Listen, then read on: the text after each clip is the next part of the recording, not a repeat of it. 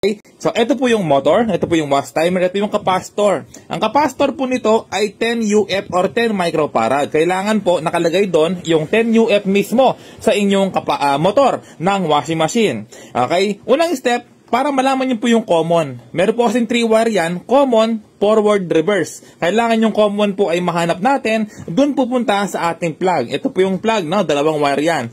Okay, paano malalaman kung nasaan po yung common ng motor? Ito yung common, kulay blue.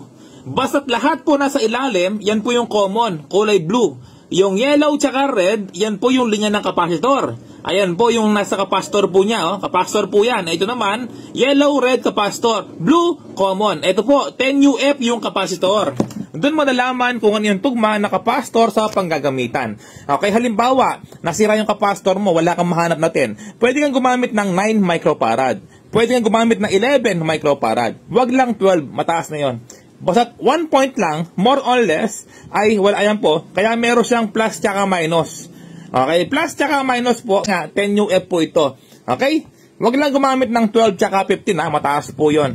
Ito na, yung common po ay kulay blue. Ito yung hanapin natin. No? Tapos, ilalagay po dito sa blue. Or kahit na magkabaliktad, walang problema, no? Kasi walang polarity po yung AC. Ibig sabihin ng AC, alternating current.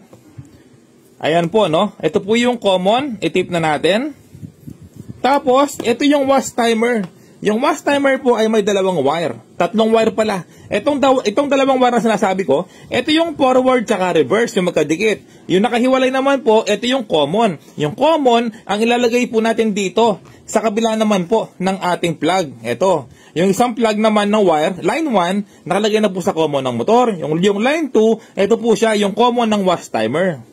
Pwede mong i-share yung video para hindi mo makalimutan, no? Para kapag hinanap mo siya, ay madali mo siyang mahanap kasi nga po nakashare sa inyo. Ayan, okay na, no? Tapos, sunod na gagawin natin, yung forward tsaka reverse, ilalagay po dito. Ayan, no? Yung yellow tsaka red. Ayan po, pansin nyo, tugma yung wire ng wash timer, yellow tsaka red. Okay? So, ulitin ko lang, no? Kahit magkabaliktad, wala yung problema.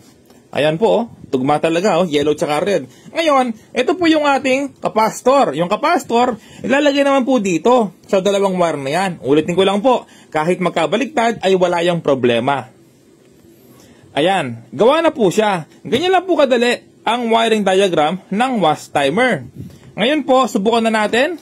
Hindi ko mo siya lalagyan ng tape para lang mabilis. Ayan, itape ko na siya for safety. Sa bawat ginagawa po natin ay for safety. Yan plug po yung washing machine, huwag kakalimutan. Yan, kasi ako minsan ginagawa ko, at siya ko kagad, di ko na alam, naka-plug pala sa outlet. Ayan po, ako po yung nag-gamey. Okay, so ngayon po, subukan na natin, i-plug ko sa outlet. Naka-plug na sa outlet. Tapos, syempre, hindi po umiikot yan dahil hindi pa nakapihit. Ngayon, pihitin po natin. Ayan, umiikot na po siya, no? Ayan, mga ka-repairman, lakas, oh. Okay, kapag puwersado po ang inyong motor, ibig sabihin po, good condition yan. Kapag hindi niya po hinahatak or walang puwersa, hindi umiikot yung ilalim, ayan po, binipuwersa niya, ibig sabihin, malakas po yan, no, mga repairman, no, lakas. Ayan. Kapag wala po kayong tester, ganyan gawin nyo. Kapag po iniikot yung washing machine or spin dryer sa ilalim, gumaganon, ibig sabihin po, malakas yung motor. Kapag umiikot lang to, yung taas niya, wala siyang puwersa, ibig sabihin po, sira yung motor. Okay? So, paano madalaman kapag umuugong lang? Kapag may ugong lang yung washing machine, kapag may ugong lang yung motor, ikot mo yung pulsator or yung LC ng washing machine. Kapag umikot po yon, no? Kapag umikot po yon, ibig sabihin po, sira po yung capacitor. Okay? Kapag po hindi umikot yung pulsator, ibig sabihin po, stuck yung bushing ng motor ng washing machine or stuck po yung gearbox. Okay, yung gearbox na sabi ko mga ka-repairman, yung nasa ilalim, yung kulay puti. Ito rin dahilan kung bakit nag-iingay ang inyong washing machine. Ito po siya. Gearbox po tawag dyan.